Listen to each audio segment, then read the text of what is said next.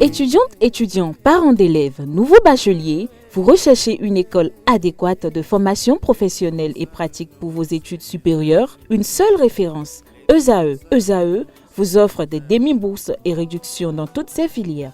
Waouh! Payez 300 000 au lieu de 550 000 en licence 1, 2 et 3 en journalisme, réalisation, sciences de gestion, administration des affaires, sciences économiques et sciences juridiques. En master 1 et 2, 670 000 en journalisme et 550 000 en sciences de gestion et administration des affaires au lieu de 1 070 000. Écoutez, pour les 100 premières inscriptions en administration générale et administration des finances, payez 450 000 au lieu de 550 000 pour la licence 1, 2 et 3. En master 1 et 2, payez 870 000 au lieu de 1 070 000. Alors, rendez-vous vite à ESAE pour la rentrée académique 2021-2022. Les deuxième et troisième années démarrent le 20 septembre 2021 et la première année le 11 octobre 2021. Informations et renseignements, ESAE Cotonou, 3e rue à droite en quittant le carrefour Jador pour la BIBE Jéricho. Téléphone 96 80 55 11 ou 98 98 14 00 ou encore 90 93 65 21. ESAE, l'excellence à un an.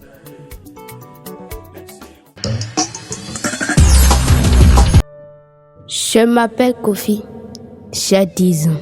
Mes parents et moi vivions une vie de bonheur parfait jusqu'au jour où ce bonheur fut stoppé par un accident de circulation. La mort emporta ma tendre et aimable mère. Mon destin changea.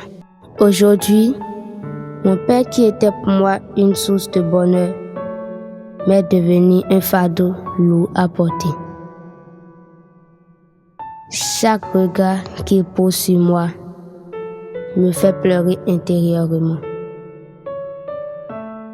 Chers parents, par amour pour vos enfants, préservez notre avenir en évitant l'excès de vitesse. Ceci est un message du Centre national de sécurité routière et de handicap international humanité et inclusion avec le soutien de la Direction générale de la coopération belge au développement. Bonjour à toutes et à tous, c'est un plaisir de vous retrouver ce matin pour ce nouveau numéro de Free Sport. Les matchs de la Ligue professionnelle de football au Bénin se poursuivent et pour le compte de la 8e journée, l'AS Police a reçu Sitatunga FC au stade René Pleven de Cotonou. Le match entre le nouveau promu et les policiers s'est soldé sur un score nul de 1 but partout. À la fin de la rencontre, les deux entraîneurs livrent leurs impressions au micro de Analdo. Je ne suis pas déçu parce que la décision est déjà passée. Je pense que nous sommes dans une zone où il faut retravailler les enfants psychologiquement parce que dans le souci de gagner toujours un match, fait que souvent dans la précipitation, les enfants la passent souvent à côté des matchs. Tous les matchs qu'on joue, ce n'est pas que l'adversaire joue mieux que nous, mais il y a un peu quelque chose, comme je l'ai dit toujours, qui manque à ces enfants. Je pense que ce n'est plus sur le plan de tactique ou bien technique. Je pense qu'il faut les travailler encore psychologiquement pour qu'ils aient la tête sur les épaules pendant 90 minutes. Donc je pense que c'est ça qui nous manque dans la précipitation souvent qui fait que parfois on termine le match et nous-mêmes nous donnons les buts à l'adversaire. Comme encore ce soir, on a donné encore un but à l'adversaire. Un match qu'on aurait dû déjà gagner depuis la première partie, mais malheureusement, c'est nous qui avons encaissé la première partie et on a passé tout notre temps à courir derrière l'égalisation. Heureusement que c'est arrivé, mais on n'a pas pu aggraver le score. Donc, ce qui fait qu'on a encore fait nul ce soir, comme d'habitude. Donc c'est une déception toujours, mais je pense que c'est des jeunes. On va continuer toujours à travailler. Mais ce qui est grave est que l'apprentissage prend beaucoup de temps. Déjà en 2-3 matchs, je pense que l'apprentissage doit s'arrêter à ce niveau. Mais pourquoi au niveau de certains joueurs, on dirait qu'ils sont toujours en apprentissage? Je ne comprends pas. Mais je sais que, en tout cas, tout ce qui se passe, moi j'ai de la responsabilité, je suis l'entraîneur. Je pense que je vais revoir encore ce qui ne va pas sur le plan surtout psychologique pour qu'on puisse aller chercher les victoires. Parce que ce n'est pas ce n'est pas techniquement mais tactiquement qui nous manque. Ce problème d'attaquant-là existe dans beaucoup d'équipes. Vous voyez, on a couru. C'est pas qu'on n'a pas les attaquants. Toute la semaine, on a passé notre temps à travailler devant les buts, presque toute la semaine. Malheureusement, que c'est pas toujours arrivé. On a fait 1-1. Le jeu n'est pas mal, seulement que on a subi un peu. En première partie, vers le troisième quart d'heure, qu'on a pu gérer un peu le jeu. Et c'est là où on a eu le but, on a eu à marquer le but. Mais en seconde partie, il y a vraiment, on a beaucoup subi. Je n'ai plus les joueurs qui peuvent faire ce poste. Donc j'ai au moins 4 joueurs malades qui n'ont pas venu, qui n'ont pas joué. Ça a joué un peu sur l'équipe. Dans le même registre, Diafa FC et AS Sobemap se sont neutralisés le samedi 11 décembre 2021. Score final 0 but partout. Suivez ici la réaction d'après-match de Hamidou Abdou Malik, entraîneur principal de Diafa FC. Les matchs à domicile, il faut coûter les gagner. Vous voyez? Donc, on a très mal démarré ce championnat. Il fallait au moins, c'était notre dernier match. Et on s'était préparé pour au moins prendre ces 3 points-là qui devraient nous permettre de rester dans la course. Voilà, c'est vraiment dommage. On a eu des opportunités. Ce qui a manqué, comme d'habitude, c'est la fraîcheur physique, hein, on peut le dire. La fraîcheur physique. Parce que les occasions, on en a eu. Mais comment se prendre pour pouvoir les mettre dedans? Parfois, on confond. On est trop précipité, on veut aller plus vite. Et on rate. Parfois, on tire au mauvais endroit. Donc, vraiment, c'est le regret, Dans les autres rencontres dans la zone A, Panthère FC et AS Takounais se sont séparés sur un score nul et vierge 0-0. Même score entre Real Sport et Dynamique FC. US Cavalier a battu Dynamo de Parakou 2-1.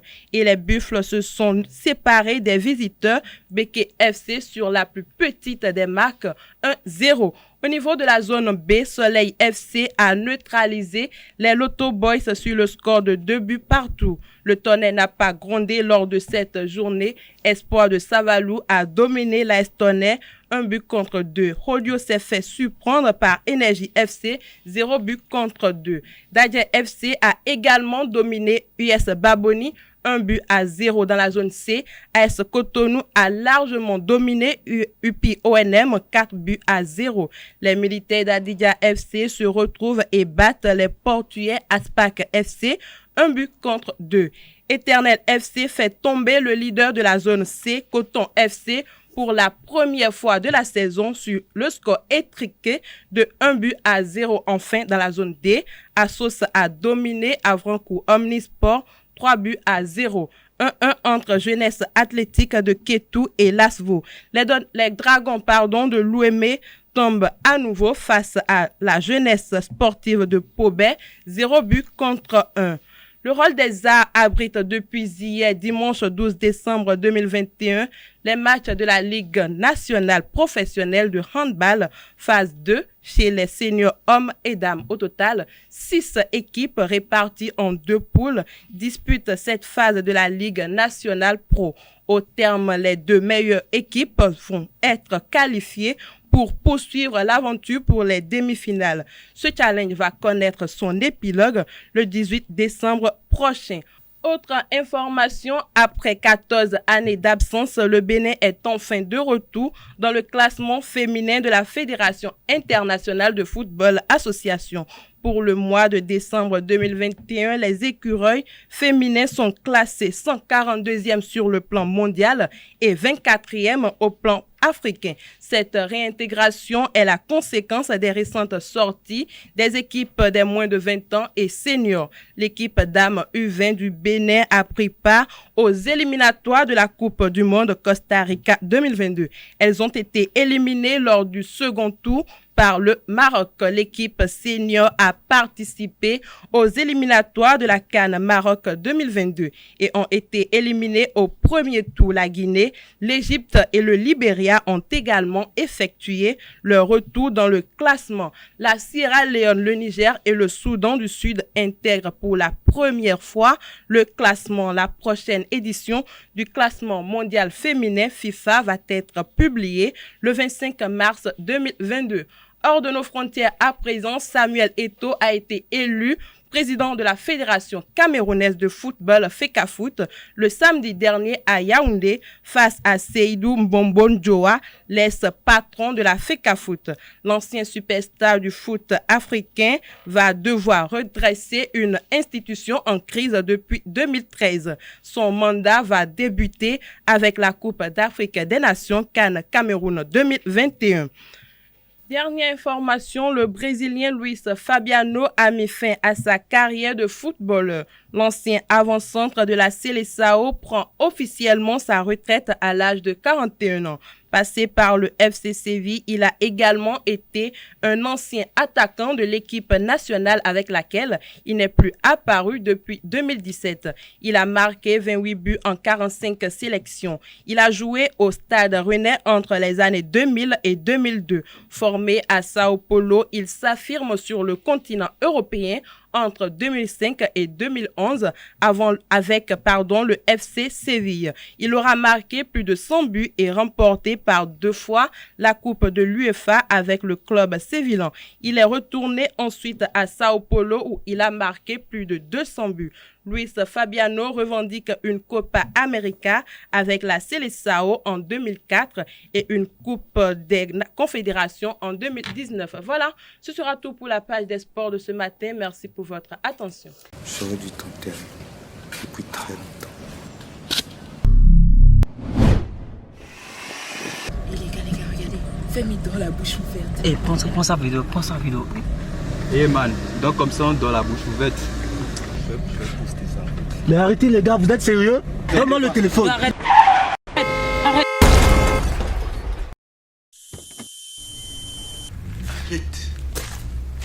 Arrête, c'est faux. Cette fois-ci, je t'enterre.